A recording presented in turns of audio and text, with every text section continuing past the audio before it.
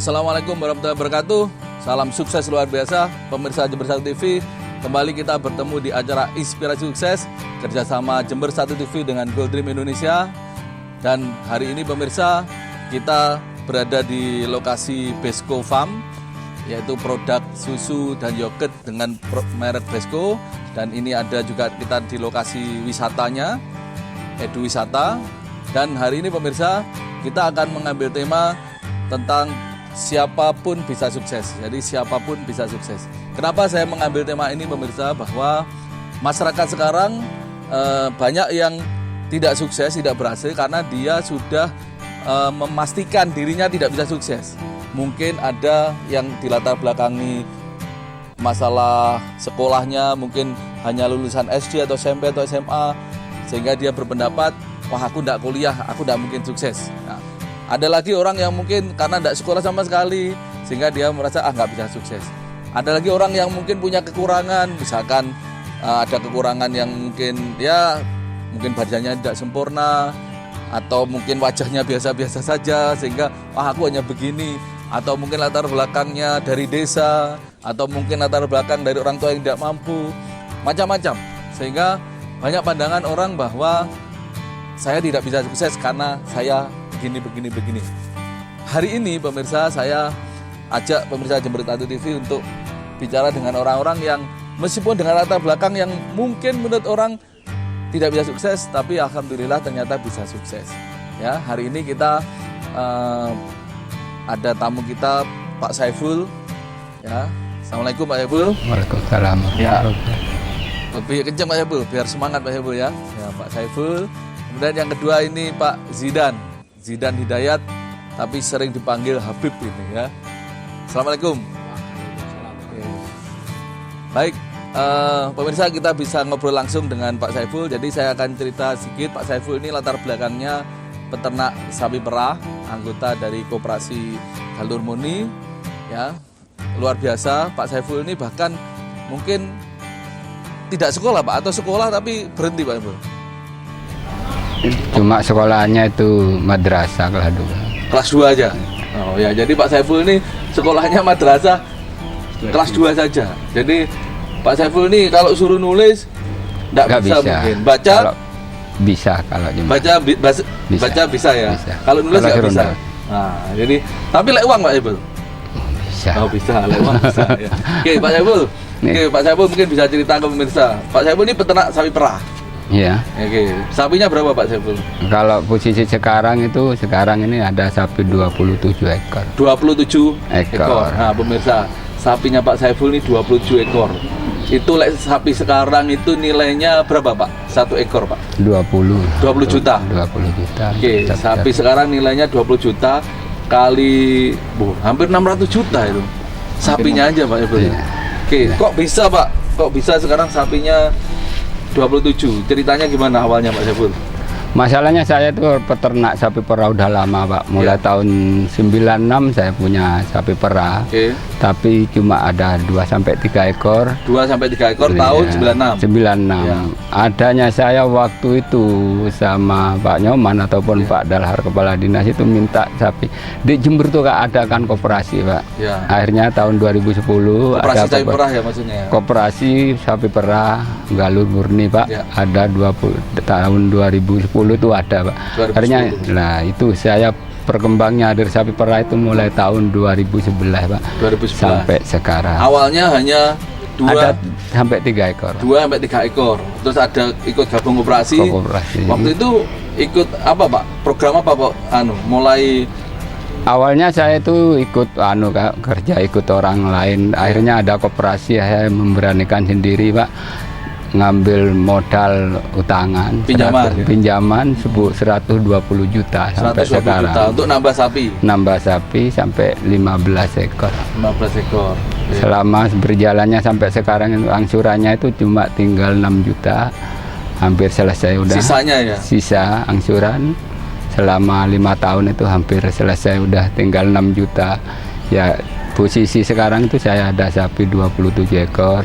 Pinjamannya tinggal 6 juta. 6 juta. Sapi sisa 27 ekor. Yang nilainya hampir 600 juta. Jadi sebenarnya kalau itu mau lunasi ya cek gampang ya Pak ya. Iya, cuma cukup pedet satu aja. Nggak usah sapi. Nggak usah sapi. Pedet sapi selesai. 6 bulan aja udah cukup, cuma 6 juta. Ya, luar biasa. Jadi pemirsa, ini sebuah contoh bahwa Pak Saiful ini tidak sekolah pemirsa, atau pernah sekolah madrasah cuma sampai kelas 2, habis itu keluar. Kenapa kok keluar waktu itu Pak Saiful? Masalah itu ekonomi aja. Ekonomi mungkin. Oh, jadi SD sudah nggak sekolah, karena nggak bisa bayar. Tidak bisa bayar. Oh. Untuk makan aja sulit. Oke, makan aja susah. Nah, terus habis itu nggak sekolah, terus mulai kerja usia berapa Pak? Usia saya kerja 14 tahun. 14 tahun sudah kerja. Kerja di sapi. Kerja sapi juga. Pernah, Pak. Di mana waktu itu? Di Pak? Bondowoso aja saya tuh udah 4 tahun, Pak. 9 udah ada di Bondowoso. Oke. Sampai 82.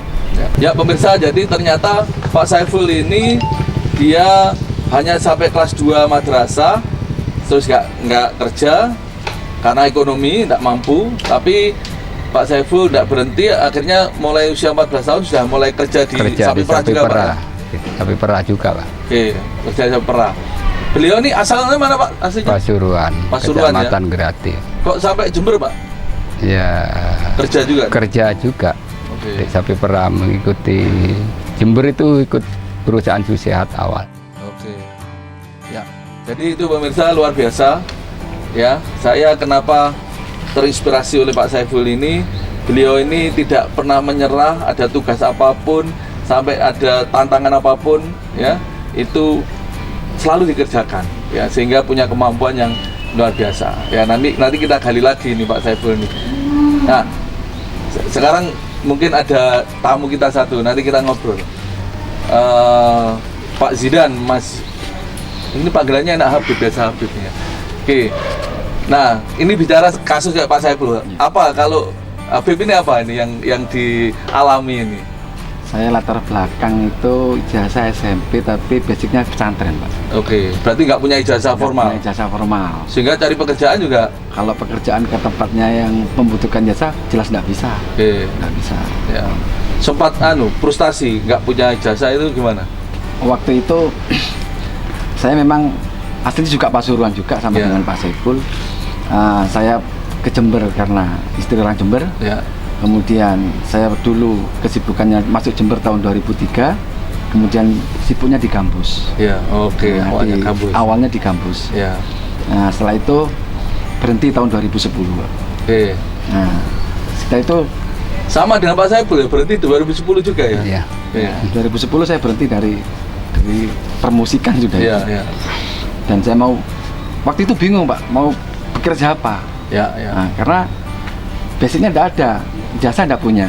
Oke. Sedangkan kan kalau melamar kan harus butuh ijazah, butuh ini, butuh Ya, ini. ya. Saya tidak punya dari itu. Kemudian ya setiap harinya ya di rumah Pak. Ya. Ya kebanyakan mungkin di masjid. Ya. Di masjid. Karena mau ngelamar ya kemana, mau kerja ya keahlian mungkin kurang ya atau nggak punya gitu ya. Akhirnya di masjid.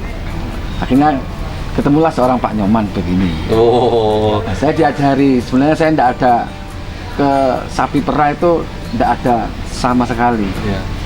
Itu karena katanya Pak Nyoman kita harus punya kemauan dan harus bisa. Akhirnya saya coba terjun ke sapi perah ini. Ya, ya. Dan dengan didikannya alhamdulillah saya mulai 2 tahun ya. 2 tahun saya belajar di sapi perah. Ya enggak separuhnya ngerti semua. Ya bisa dikatakan 50% sudah agak ngerti Pak. Ya, ya.